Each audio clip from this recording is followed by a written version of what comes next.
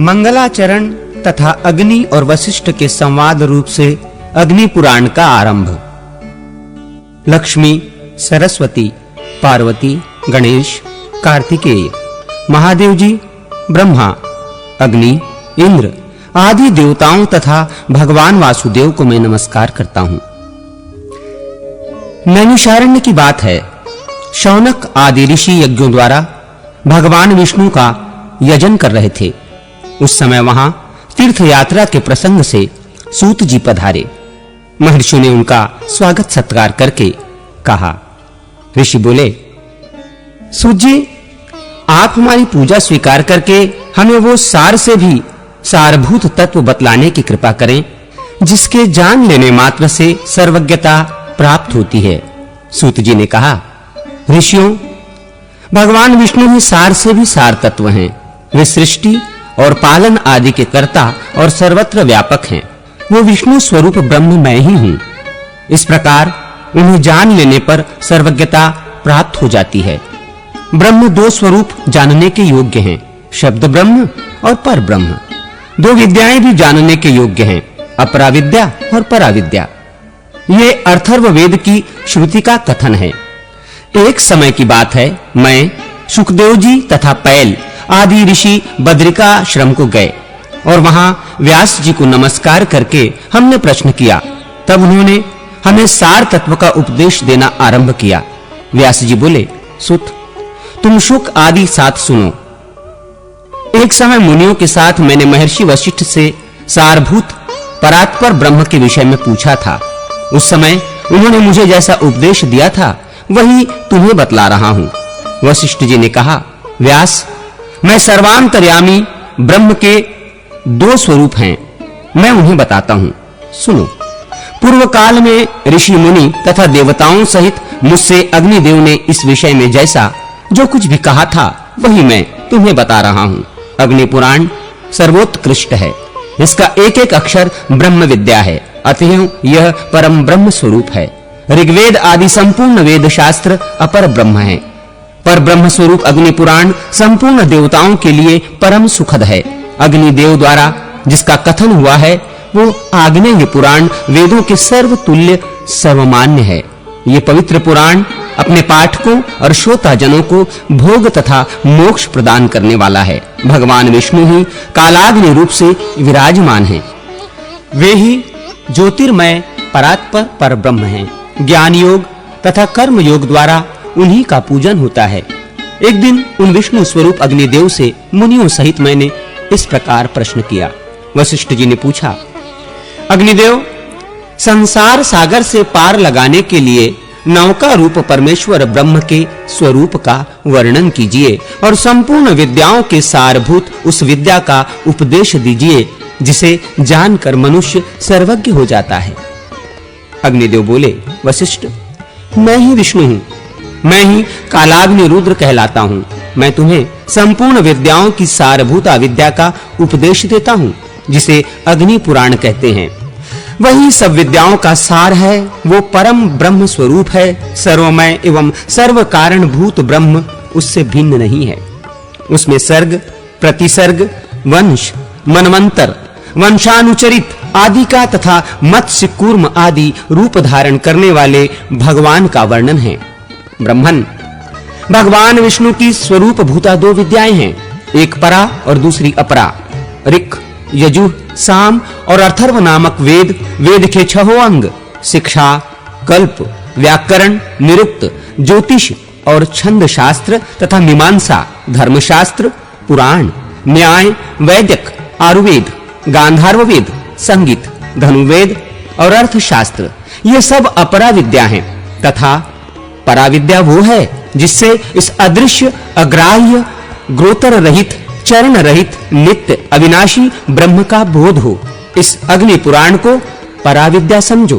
पूर्व काल में भगवान विष्णु ने मुझसे तथा ब्रह्मा जी ने देवताओं से जिस प्रकार वर्णन किया था उसी प्रकार मैं भी तुमसे मत्स्य आदि अवतार धारण करने वाले जगत कारण भूत परमेश्वर का प्रतिपादन करूंगा।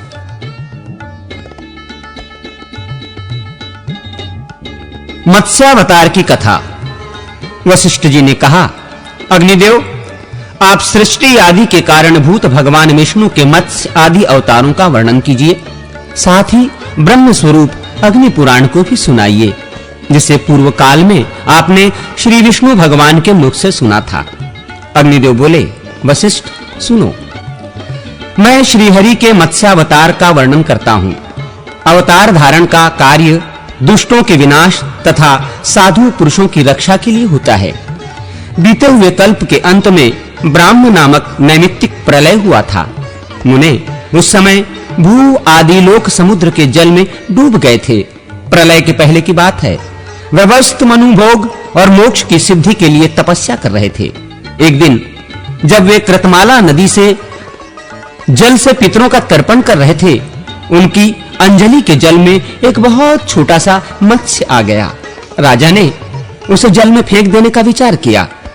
तब मत्स्य ने कहा, महाराज, मुझे जल में न फेंको, यहाँ ग्राह्य आदि जल जंतुओं से मुझे भय है। ये सुनकर मनु ने उसे अपने कलश के जल में डाल दिया। मत्स्य उसमें पड़ते ही बड़ा हो गया और पुनः मनु से बोला, राजन, मुझे इससे बड़ा स्थान दो।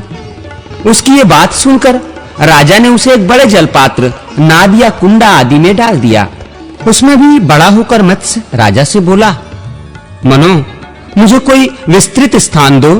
तब उन्होंने पुनः उसे सरोवर के जल में डाला, किंतु वहां भी बढ़कर वो सरोवर के बराबर हो गया और बोला, मुझे इससे बड़ा स्थान दो। तब मनु ने उसे फिर समुद्र में ही ले जाकर डाल दिया। वहां वो मत्स्य क्षण भर में 1,00,000 योजन बड़ा हो गया। उस अद्भुत मत्स्य को देखकर मनु को बड़ा विस्मय हुआ। वे बोले, आप कौन हैं? निश्चय ही आप भगवान श्री विष्णु जान पड़ते हैं। नारायण, आपको नमस्कार है। जनार्दन, आप किस लिए अपनी माया से मुझे मोहित कर रहे हैं? मनु के ऐसा कहने पर सबके पालन में संलग्न रहने वाले मत्स्य रूपधारी भगवान उनसे बोले, राजन, मैं दुष्टों का नाश और जगत की रक्षा करने के लिए अवतीर्ण हुआ हूं। आज से 7वें दिन समुद्र संपूर्ण जगत को डुबो देगा। उस समय तुम्हारे पास एक नौका उपस्थित होगी। तुम उस पर सब प्रकार के बीज आदि रखकर बैठ जाना। सप्तर्षि भी तुम्हारे साथ रहेंगे।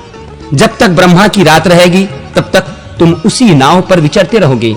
नाव आने के बाद मैं भी इसी रूप में उपस्थित होऊंगा। उस समय तुम मेरे सिंह में महासर्पमयी रस्सी से उस नाव को बांध देना। ऐसा कहकर भगवान मत्स्य अंतर्धान हो गए और व्यवस्थ मनु उनके बताए हुए समय की प्रतीक्षा करते हुए वहीं रहने लगे। जब नियत समय पर समुद्र अपनी सीमा लांघकर बढ़ने लगा, तब वे पूर्वोक्त नौका पर बैठ गए। उसी समय एक सिंह धारण करने वाले सुवर्णमय मत्स्य भगवान का प्रादुर्भाव हुआ। उनका विशाल शरीर 10,00,000 योजन लंबा था। उनके सिंग में नाव बांधकर राजा ने उनसे मत्स्य नामक पुराण का श्रवण किया, जो सब पापों का नाश करने वाला है। मनु भगवान मत्स्य की नाना प्रकार के स्रोतों द्वारा स्तुति भी करते थे। प्रलय के अंत में ब्रह्मा जी से वेद को हर लेने वाले हयग्रीव नामक दानव का वध करके भगवान ने वेद मंत्र आदि की रक्षा की। तत्पश्चात वाराह कल्प आने पर श्री हरि ने कच्छप रूप धारण किया। समुद्र मंथन, कूर्म तथा मोहिनी अवतार की कथा। अग्निदेव कहते हैं, वशिष्ठ, अब मैं कुर्मावतार का वर्णन करूंगा। यह सुनने पर सब पापों का नाश हो जाता है। पूर्व काल की बात है। देवासुर संग्राम में दैत्यों ने देवताओं को परास्त कर दिया। वे दुर्वासा के शाप से भी लक्ष्मी से रहित हो गए थे। तब संपूर्ण देवता क्षीरसागर में शयन करने वाले भगवान विष्णु के पास जाकर बोले, भगवान, आप देवताओं की रक्षा कीजिए। यह सुनकर श्री हरि ने ब्रह्म आदि देवताओं से कहा, देवगण, तुम लोग क्षीर समुद्र को मथने, अमृत प्राप्त करने और लक्ष्मी को पाने के लिए असुरों से संधि कर लो। कोई बड़ा काम या भारी प्रयोजन आ पड़ने पर शत्रुओं से भी संधि कर लेनी चाहिए। मैं तुम लोगों को अमृत का भागी बनाऊंगा और दैत्यों को उससे वंचित रखूंगा।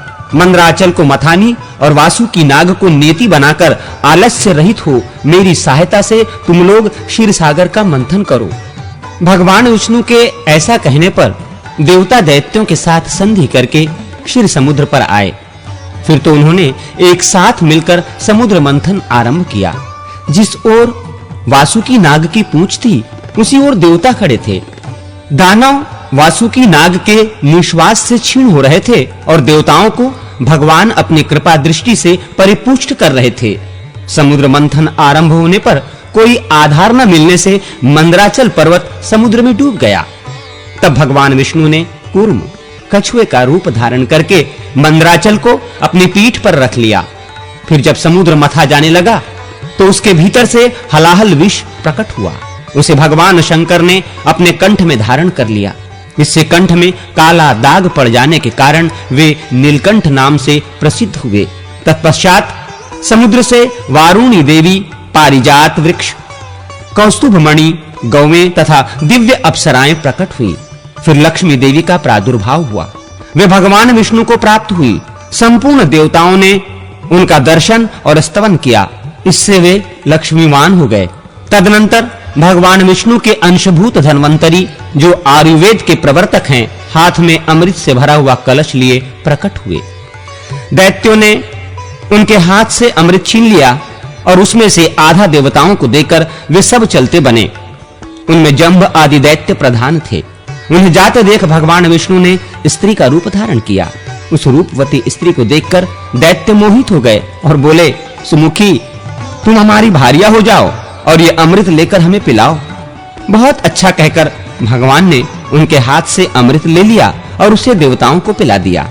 उस समय राहु चंद्रमा का रूप धारण करके अमृत पीने लगा। तब सूर्य और चंद्रमा ने उसके कपट वेश को प्रकट कर दिया। ये देख भगवान श्री हरि ने चक्र से उसका मस्तक काट डाला।